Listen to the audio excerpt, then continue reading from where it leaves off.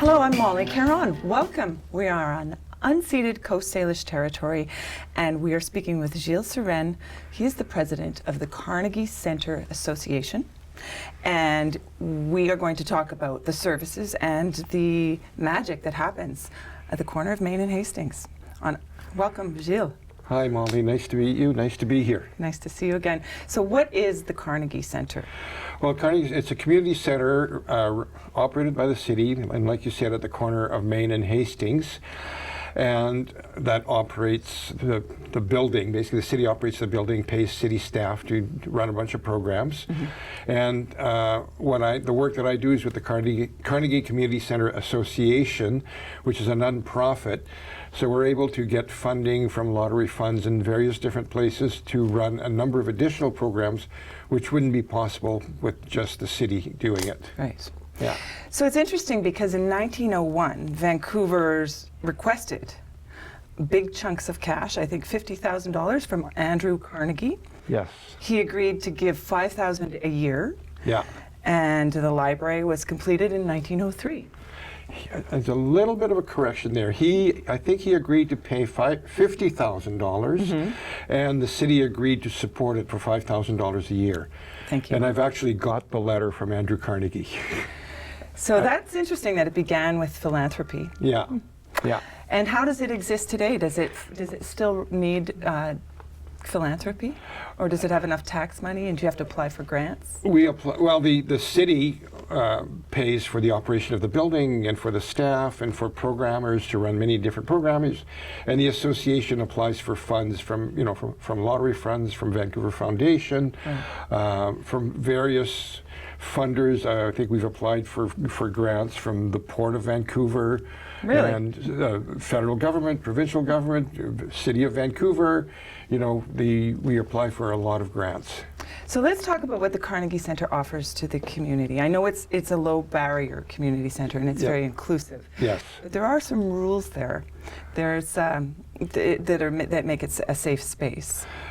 Yeah, we have. Yeah, it's people have to be treated with respect, and if people come in, stoned or behaving improperly, attacking people, they will be asked to leave. Yeah. Yeah. But low barrier means even though you're asked to leave one day, you're always informed, come back tomorrow when you're feeling better. We'll try again. We'll try again. So for our viewers today, we should explain that the Main and Hastings is an interesting epicenter. It's a shared space with a concentration of people who are unhoused, people who are in active addiction, people who are, we're next to Chinatown, you're next to gentrifying buildings going up and wealthy people moving in. It's a very busy intersection. How do you navigate that? How do you keep everyone happy? And like you say, unhoused, and in addition to a lot of people with mental health issues, also drug addiction, which sort of go hand in hand.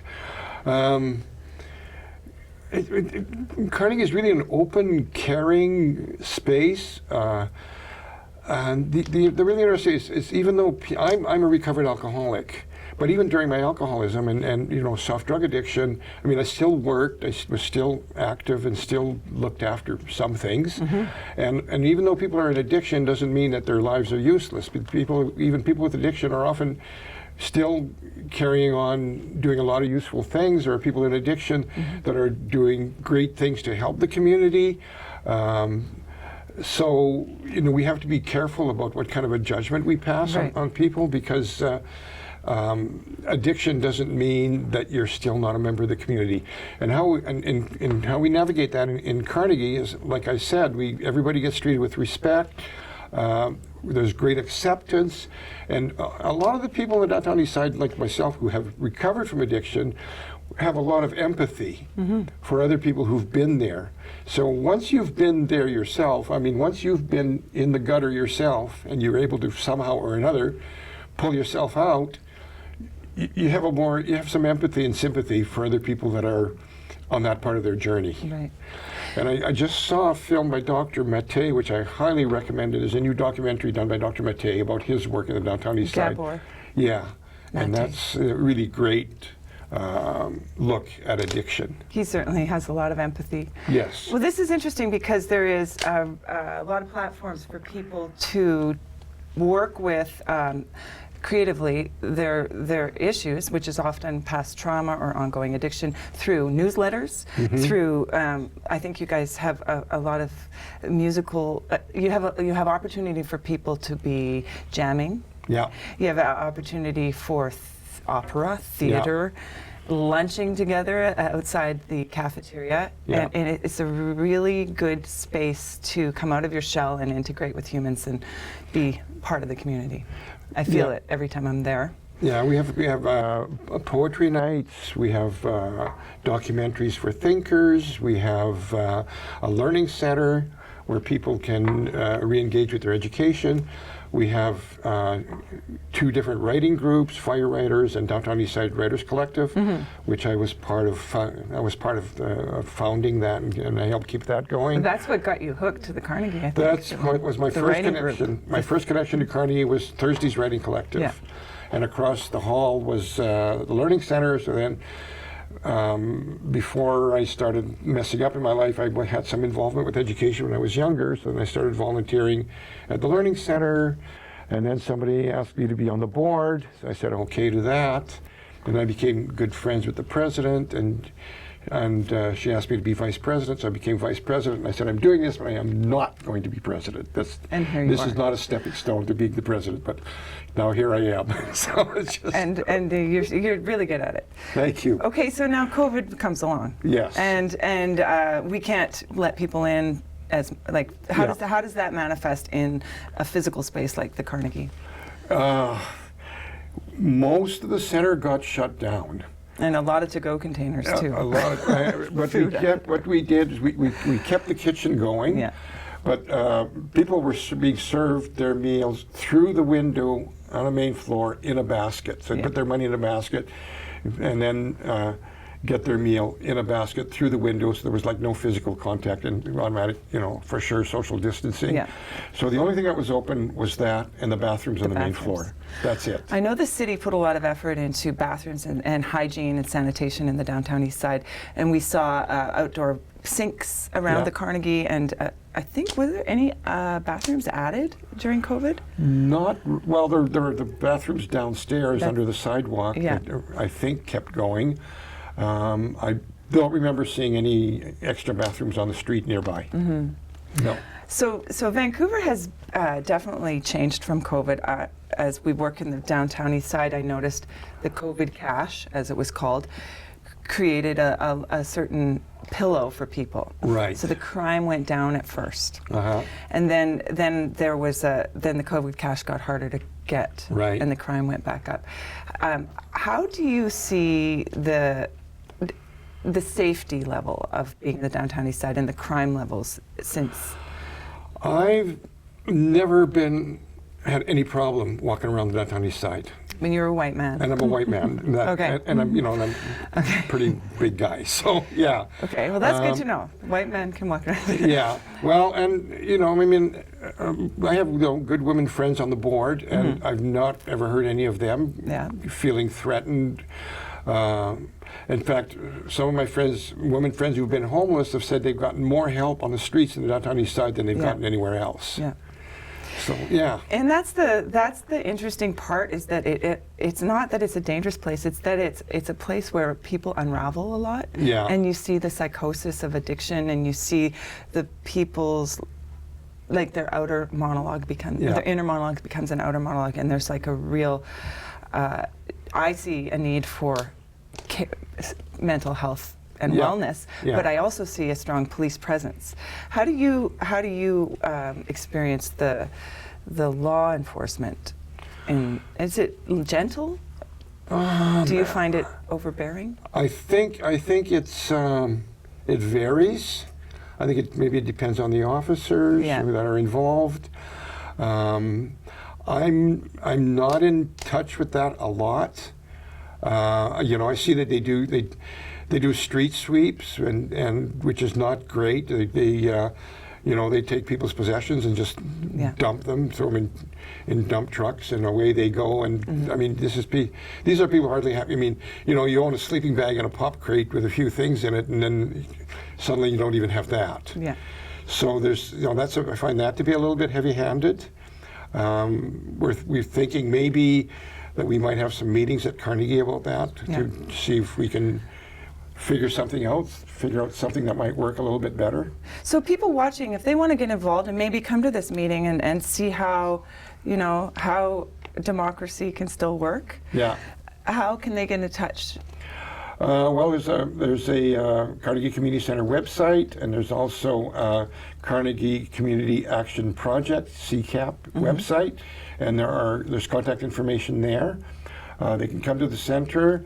There's information on how to get in contact in the newsletter. And people can volunteer too, right? And people can volunteer, but we're just, because of COVID, we're just slowly reinvigorating our volunteer program. So we now, I'm not too sure how many, I think maybe we have maybe half a dozen or a dozen volunteers in the kitchen, a few volunteers with the Learning Centre, because as we gradually reopened, the Learning Centre's on the 3rd floor, but it wasn't reopened, but we reopened the Learning Centre in the auditorium downstairs. Oh, good.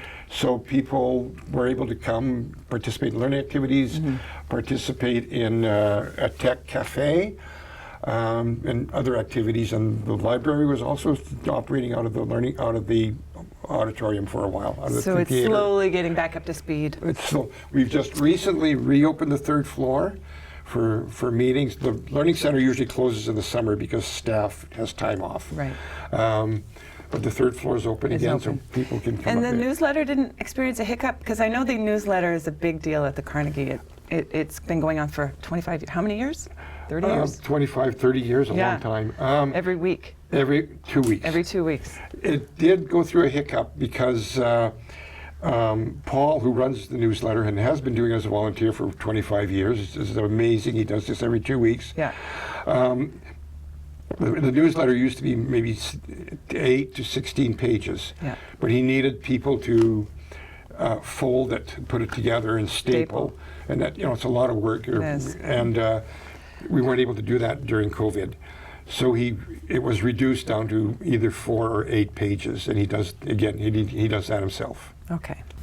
Gilles, one of the projects of the Carnegie Centre was Oppenheimer and the outreach that happened at Oppenheimer Park, which is a hotspot, especially now that the tent city has been closed down from Strathcona, Crab Park, and Oppenheimer's unfencing.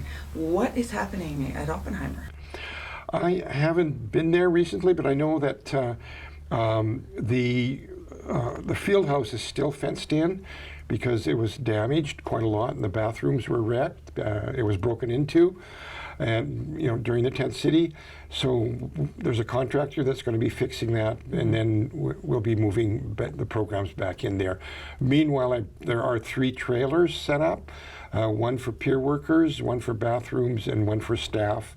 And even while Oppenheimer was closed, we still put out we went out from Carnegie with a coffee wagon to Carnegie every day. Excellent. Yeah, to give locals coffee and chocolate. Right on. Survival. Yeah. Well, it is a vital part of our community, the Carnegie Centre, and thank you very much for joining me today to speak about the infrastructure and the output that happens at the Carnegie Centre. If people want to get in touch with the Carnegie or volunteer in any way, they can go to the website. I'm Molly Caron with ICTV. Thank you for your time today, and please get in touch if there's something you want to rant or rave about. We can handle the truth. Thank you, Gilles. Thank you. Thanks, Molly. Thanks for being here, and welcome to the show. With me today is Les Moncrief, and Les is an acupuncturist and author. So welcome to the show, Les. Thank you. So just starting off, how did you get into being an acupuncturist? I have a long history in our family of addictions, and about 37 years ago I got a job working in a detox center, actually, hoping that would help me resolve a few of my issues in a family relationship with addictions, alcohol in particular, yes. Were you studying acupuncture at that time? At that or- time I had no idea. I was working in a detox center and very unsatisfactory. In those days it was hardcore abstinence-based, and there was a lot of disrespectful attitudes towards people with addictions, as well as, I would say, it was like working in a prison, and we were correctional officers, our way or the highway. And I heard about a program in the States, Portland, Oregon, who were using complementary therapies, in particular acupuncture. So a friend of mine and myself, we went down and we were welcomed with open arms, and they showed us, you know, drug courts, housing for homeless as well as people with addictions. They were using acupuncture and other alternative therapies. They were very progressive and light years ahead of what we were doing in Canada at the time. Did it take you a long time to pick up the techniques?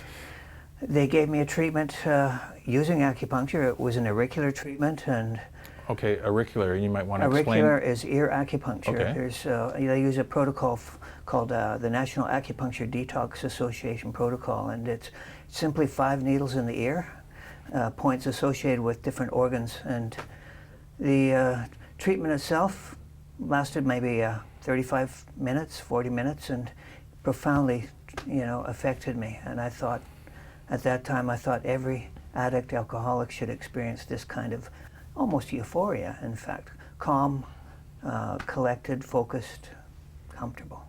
Do you still practice acupuncture? I do. I've brought that technique back with me to Canada, and ultimately, after a number of years, got the attention of the government addiction services to investigate. Many people went down there, managers and directors and so on, and also equally impressed. We initiated a pilot project which was very successful, using acupuncture to treat addiction detox. Anxiety, craving, sleeplessness, depression, that kind of thing. So where do you practice your... I worked at a facility called, initially it was called, geez, they don't have it anymore. It was so many years ago, 34 years ago. But another detox I spent most of my time called Vancouver Detox.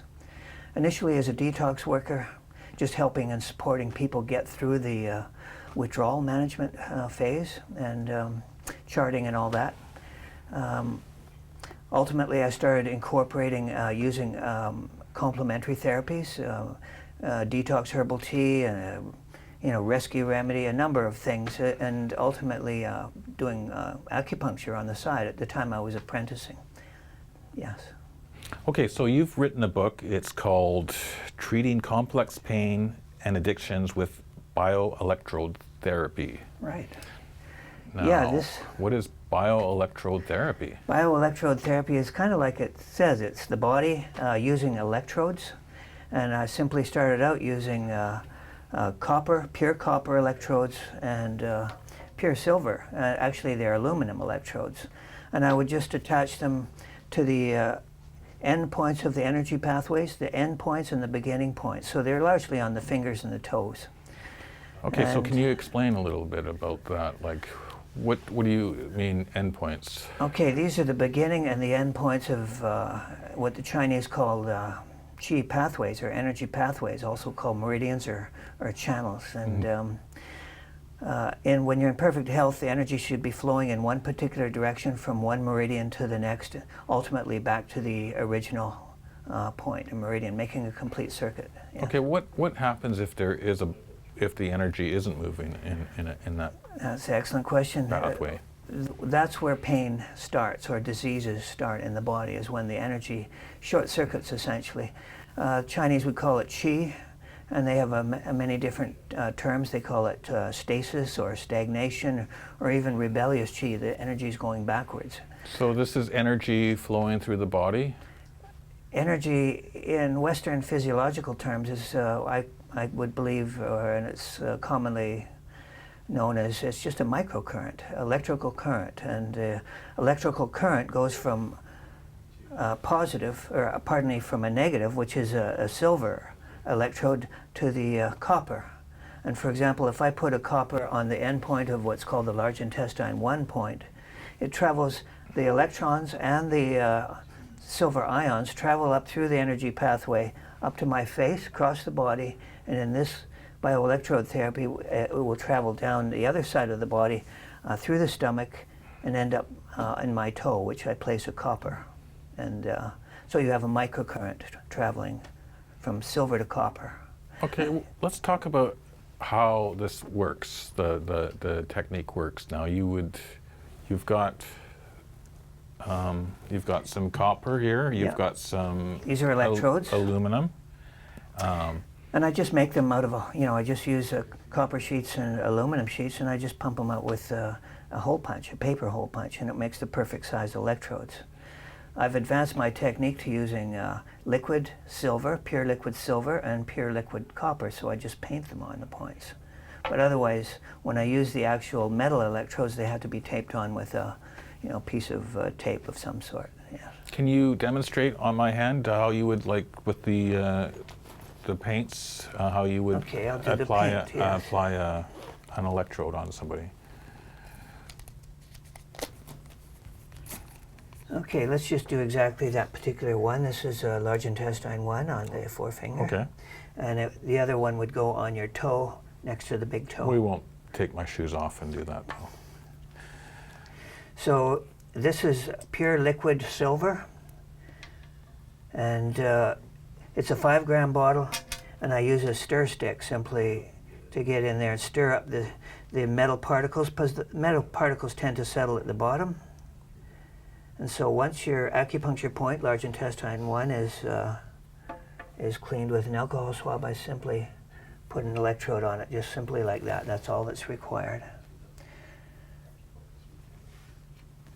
And then I would do the same thing with the opposite side foot, the left foot, on the toe next to the big toe, which is called stomach 45. So it goes from a low number, large intestine 1, which is a negative polarity, and the energy or the microcurrent and silver ions travel up the meridian, across the body, actually, and meets up with the stomach meridian, comes down the other side of the body, going through the stomach and down the lateral side of the leg to the toe. And if I did all the points on the left hand and the right foot, I would actually cover all the meridians. And it just sends that microcurrent, which stimulates the cell membrane of all the tissues around in that energy pathway and the tissues around that pathway as well. So I'm curious how you discovered this. Back in 1999, I learned a technique, acupuncture, called Korean hand therapy, and they use a copper and a silver electrode as well, but they're simply using it on the hand. And it was one of my favorite techniques for treating pain in a detox center. And in detox centers, I see a lot of clients with a lot of pain. It could be headaches, it could be toothaches, it could be, knee pain, back pain, these kind of things. And Korean hand therapy is one of the simplest and most effective therapies for treating that. So I was introduced to electrodes, and I just expanded on the use of electrodes using different acupuncture points and what are called the Jingwell points, endpoints of energy pathways. So where are the Jingwell points? Like I guess this is a Jingwell point right here, right? Okay, let's just see your hand, spread it right out. So this is large intestine 1. This is lung 11 right here. I would put a copper because it's a large number. And then this one here is pericardium 9. That gets a copper because it's a large number. This one here is triple warmer on the ring finger, right on the corner of the fingernails, every one of them.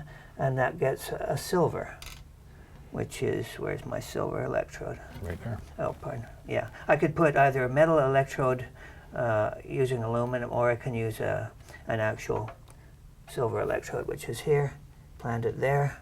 And then this one here is called heart 9, therefore that particular one in the corner gets a copper, and this one here is small intestine 1, which gets a silver. So it's that simple. In a matter of a minute or so, you get up and mobilize. Once these are dry, I cover the electrodes with a what's called liquid Band-Aid called New Skin. I've used many types of adhesives, but this one is the cheapest and equally as good as anything I've tried so far.